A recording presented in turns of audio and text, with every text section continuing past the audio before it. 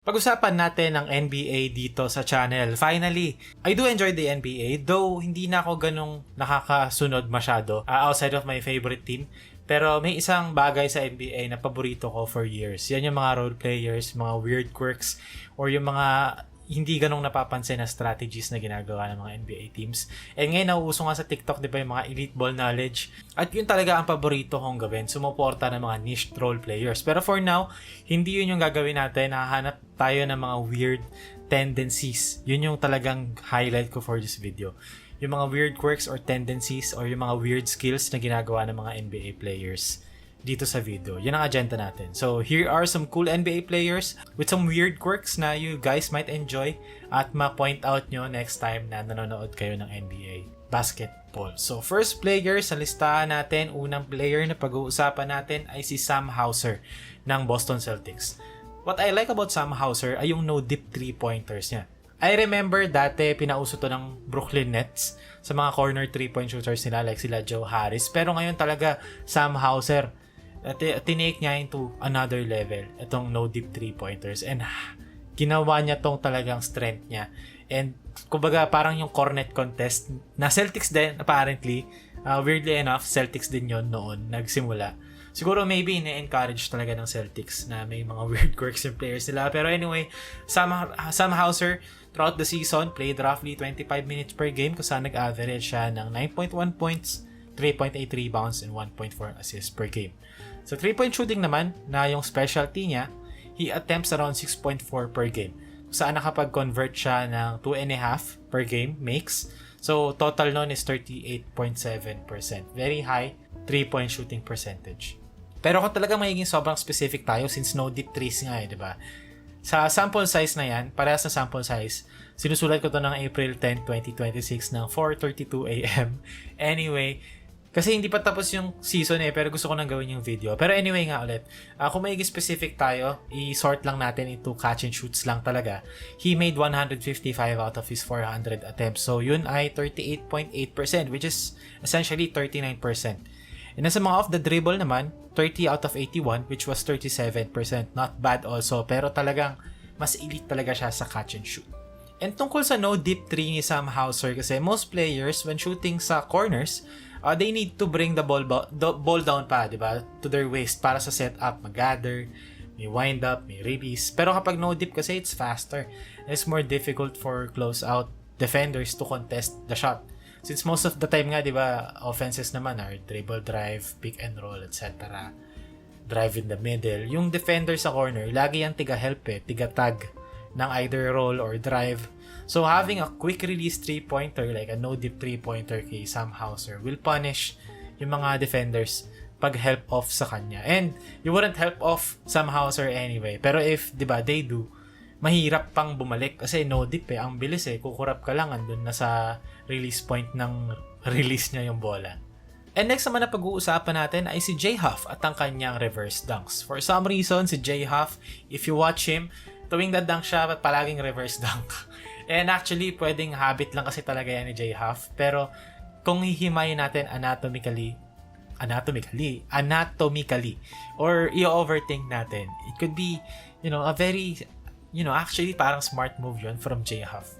Isipin nyo, kunyari as a defender, kapag hinabol mo, or nag-contest ka, susupalpalin mo na yung dunk niya, diba, nasa harapan ka.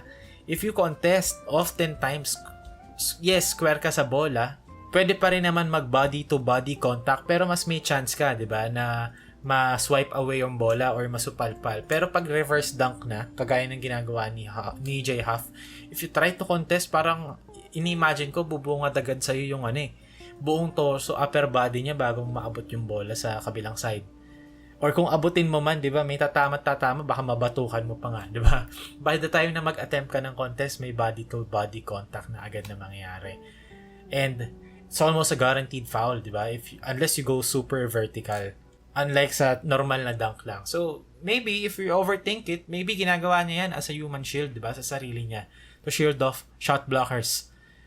He's 7 foot already, so mahirap na rin naman and athletic siya, like a Josh McRoberts. Yun nga yung naalala ko sa kanya, para siyang reincarnation ng paborito kong player noon na si Josh McRoberts. Pero yun nga, yung reverse dunks niya, very elegant din panoorin. Numbers wise though, very solid season so far from him. Sa 81 games niya so far as of recording this, nag-average siya ng career highs all throughout, 9.5 points, 4 rebounds, and 1.8 blocks per game. Really solid numbers para sa big na naglalaro around 20 minutes per game. But again, I can't help but notice yung reverse dunks niya. These are stuff na sobrang cool and interesting when you see it. Another one sa listahan, the final one, ay si Desmond Bane ng Orlando Magic at ang kanyang scoop playoffs. Simulan natin muna with the numbers.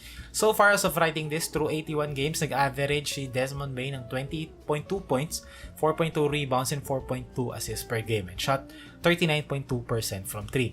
So focus doon sa 3-pointers na yun. Diba? Very complete numbers, pero when you look at him, very bulky kasi siya. You wouldn't expect him to be a 3-point shooter na ganitong level, diba? Let's be honest. When we look at Desmond Bane, hindi natin naisip na 39.2% 3-point shooting on very high volume. Hindi natin siya maisip as a very good shooter. Mukha siyang enforcer diba? Mukha siyang defensive star player. Hindi nga star mukha siyang defensive guy, enforcer na mangbubunggo mananakit, pero wala namang opensa masyado.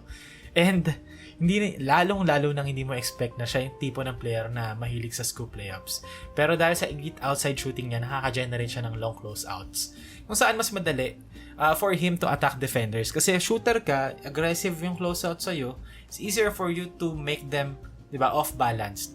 Atakihin mo sa triple threat, sa drive, dribble, drive, and then, after nun, pag-atake ni Bane sa closeouts, ang laging sasalubong sa kanya ay mga big men na nagba-backpedal or galing sa initial position nila to help sa drive ni Desmond Bane, and dahil doon off-balance din yung bigs. And doon napapasok yung scoop layups ni Desmond Bane. When Desmond Bane attacks the closeout, drives to the basket against the backpedaling big, if Desmond Bane umangat siya with a normal layup, mas madali for the bigs na opponents defenders na supalin. Kasi 6'5", medyo undersized si Bane, hindi rin naman siya super athletic. So si Bane, ang ginagawa niya, naglalaro siya under the basket. Scoop layup, kilikili shot, and magaling siya pumektus. Scoop layup, tapos ang taas ng board ring. So, kumbaga, it's the perfect, kumbaga, addition to his 39.2% shooting sa 3 points. Yun yung perfect step 2 of being a shooter, is being able to drive and finish to the basket. And even if expect mo man as a defender, di ba, ang hirap pa rin kasing i-defend doon. Kasi, normally, you would anticipate, yung dumadrive to attack you head-on or shoot a floater. Not necessarily a scoop layup unless si Kyrie Irving yung kalaban mo. And when you look at Desmond Bane, ang laki ng katawan, but T-Rex arms na parang nilobohan ng, alam mo yun, panlobo ng tires ng sasakyan.